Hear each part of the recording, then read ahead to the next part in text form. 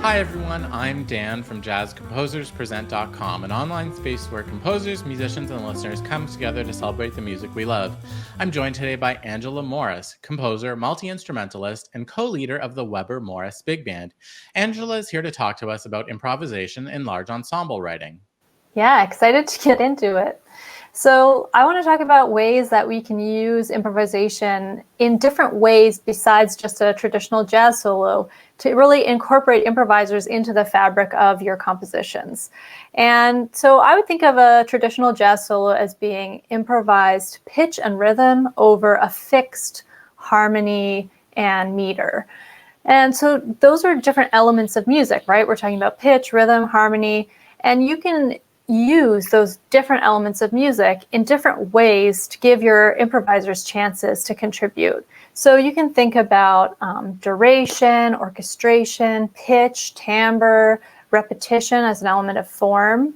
And you can hear lots of examples of these techniques on my album, Both Are True, with the Weber Morris Big Band. So these slides from Choral, you can see that I've given each section their own part. So I actually didn't give individual parts for this so that people could see what they were doing in the section.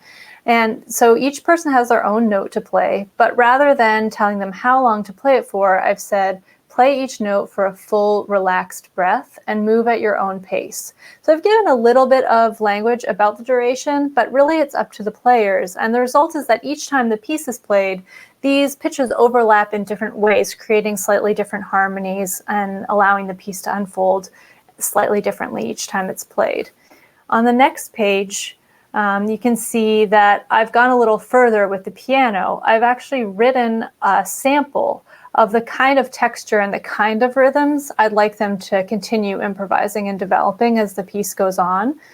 It just didn't seem necessary with such a great improviser to write out these kind of difficult rhythms for 10 minutes and have them sweating and reading.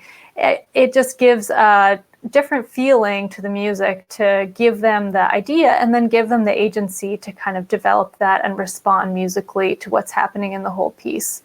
So those are two different examples of how you could indicate pitch, but then give rhythm to the improviser as an element that they can improvise with. One more note on the next page, you can see the different instruments coming in and out. The guitar has just a pitch set that they're working with. And meanwhile, the flutes are actually working as a team. So they're cueing one another to start and stop their notes in tandem. But it's up to them together to choose those durations. I'm not controlling it explicitly through the score. So let's hear how this ends up sounding in the beginning of Choral.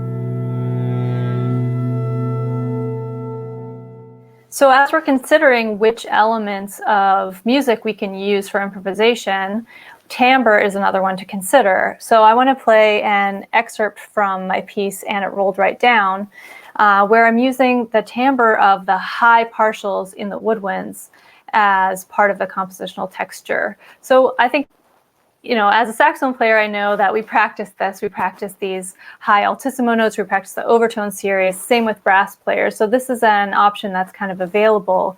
Rather than writing out exactly which notes I wanted the players to use, I just gave them the idea of that effect so we can have that concept without them having to, giving them the freedom to improvise and also without the practice of having to play a really specific part in the altissimo, which is not what I'm actually going for. So let's hear this excerpt from And It Rolled Right Down.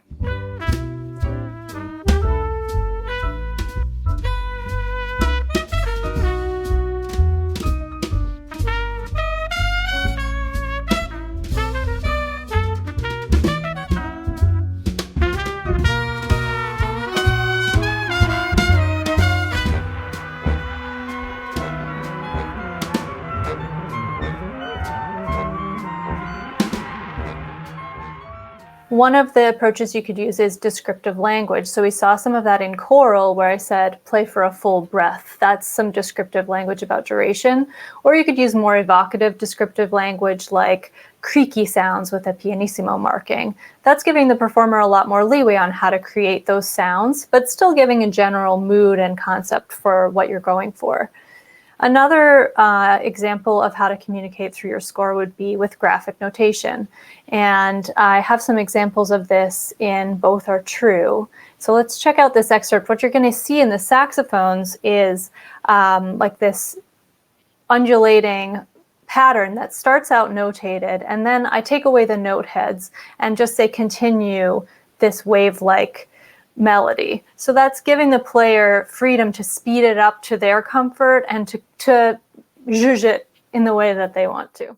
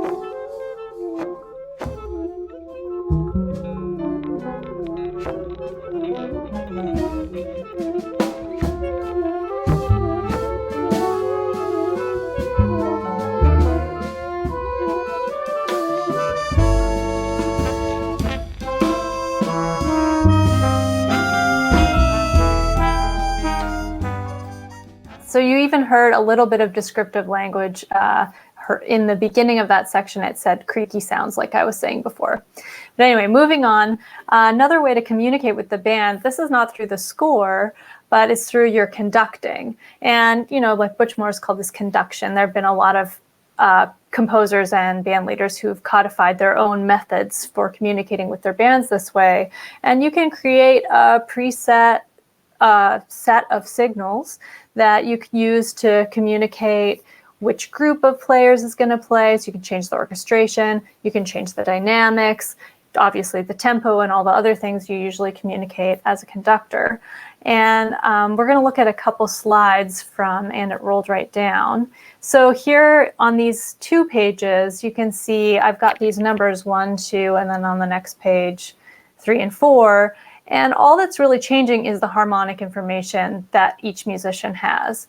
So what's happening here is the whole band is functioning as accompaniment to 3 soloists, and the 3 soloists get to do whatever they want. They're playing free. But in the full band, I'm conducting, so I'm indicating which chord people are going to go on. Doesn't need to go in order, so we can go back and forth to these different chords. And then I can change, you know, is it going to be really loud and active? Is it going to be very quiet? Is only the woodwind section going to play? Is only the rhythm section going to play? And that changes the way the solo unfolds each time we do the piece. The result of this kind of conduction is that I sometimes look like I'm a zombie. So in conclusion, when you write for improvisers, you can consider what options can you give them? What variables can you offer them through the different elements of music so that they can play a part in the fabric of the composition? And you can think about how to combine all these different elements for endless possibilities in improvisation. Thanks for watching today's mini lesson. Be sure to like, share, and subscribe. Drop any questions, comments, or suggestions for future videos in the comment section down below. To watch our full-length events and participate in live Q&As with our presenting artists, head over to jazzcomposerspresent.com.